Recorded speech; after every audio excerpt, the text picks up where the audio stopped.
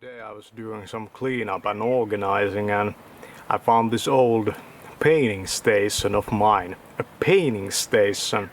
I used to paint those Warhammer figurines. Do you know Games Workshop?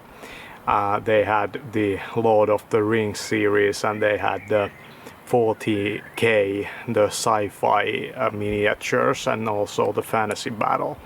I had some of them all, and it was a very interesting hobby.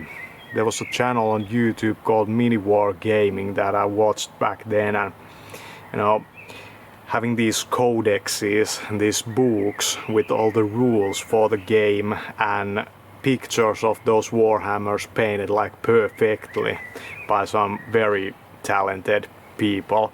It was a very interesting hobby, but I never quite got interested in the game itself, like playing it. I played some with my father, but there wasn't really anybody interested in Warhammers and playing the game. Yeah, Warhammer paints, they were water soluble. You didn't have to use any nasty chemicals to paint Warhammers. I had a lot of Warhammers, Necrons and Space Marines, and they had this starter pack for each one of those Warhammer series, like the 40K, and it cost something like 50 euros, and it had some manuals for the game and some rulers and dice, and then those figurines and some paints. Yeah, it was a kind of a hobby that would cater to just these autistic type of kids willing to do the same thing over and over and over again.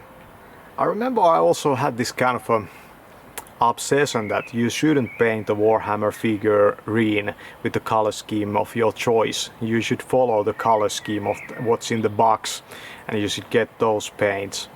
I should have just painted Warhammers like however colors I want, it went to a pretty deep level. You had the base on each Warhammer, and you had you could put some sand on it, or you could buy this type of grass material you could glue on the base. I also created those, what are they called, like battlefields where you play for Warhammer. I remember that I had this book about creating the terrains, like a manual for creating those terrains.